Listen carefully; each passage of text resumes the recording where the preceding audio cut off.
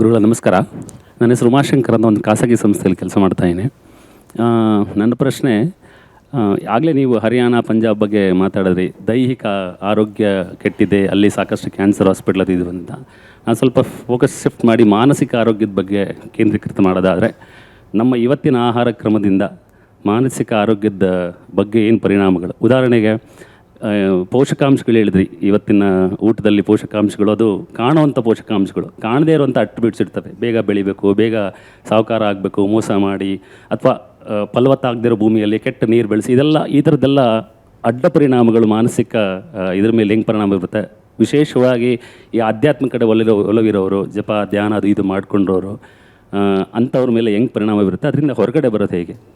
ಆಹಾರ ಮತ್ತು ಮಾನಸಿಕ ಆರೋಗ್ಯ ಇದರಲ್ಲಿ ನೋಡಿ ತುಂಬ ಸಂಬಂಧ ಇದೆ. ಆಹಾರದಲ್ಲಿ ಕ್ಯಾಲ್ಸಿಯಂ ಕಡಿಮೆ ಆಯಿತು ಅಂದ್ರೆ ಮನೆಯಲ್ಲಿ ಜಗಳಗಳು ಹೆಚ್ಚಾಗ್ತವೆ.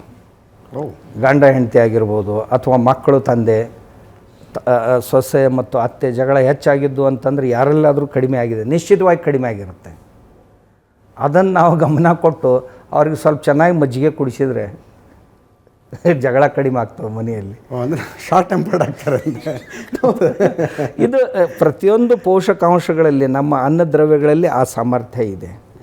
ಆಮೇಲೆ ದೈಹಿಕ ಆರೋಗ್ಯ ಚೆನ್ನಾಗಿತ್ತು ಅಂದರೆ, ದೈಹಿಕ ಆರೋಗ್ಯ ಸ್ವಲ್ಪ ಸರಿ ಇರಲಿಲ್ಲ ಅಂದರೆ ಆ ಮನುಷ್ಯ ಸಿಡುಕಾಗ್ತಾನೆ. ಹೌದು, ತುಂಬ ಸಿಡುಕಾಗ್ತಾನೆ. ಆಮೇಲೆ ಅವನಿಗೆ ಯಾವುದೇ ಕೆಲಸವನ್ನು ಮಾಡೋ ಸಾಮರ್ಥ್ಯ ಉಳಿಯೋದಿಲ್ಲ. ಆಮೇಲೆ ಆತನಿಗೆ ತೃಪ್ತಿ ಅನ್ನೋದಿಲ್ಲ. ಆಮೇಲೆ ಮಾನಸಿಕ ಚಂಚಲತೆ ಹೆಚ್ಚಾಗುತ್ತೆ ಆ ಮನುಷ್ಯನಲ್ಲಿ. ಇದು ಆಗೋದು ಸ್ವಾಭಾವಿಕ. ಆದ್ದರಿಂದ ಒಳ್ಳೆಯ ಆಹಾರ ಬೇಕು, ಅದು ಮನಸ್ಸನ್ನು ತಿದ್ದುತ್ತೆ.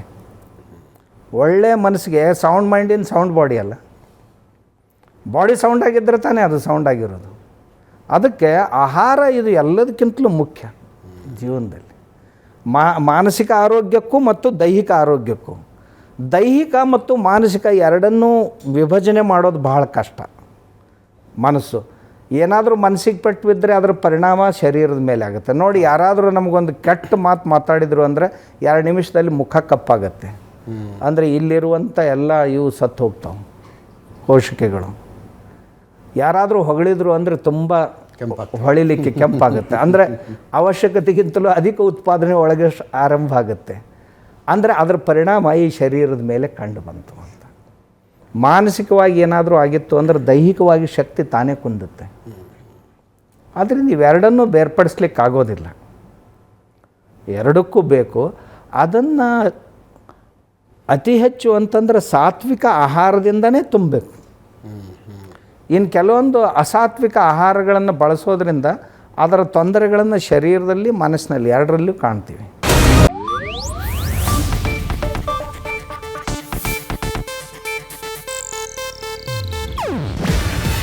ಇದು ಏಷ್ಯಾನೆಟ್ ನ್ಯೂಸ್ ನೆಟ್ವರ್ಕ್ ಪ್ರಸ್ತುತಿ. ನೀವು ನೋಡ್ತಿದ್ದೀರಾ ಏಷ್ಯಾನೆಟ್ ಸುವರ್ಣ ನ್ಯೂಸ್.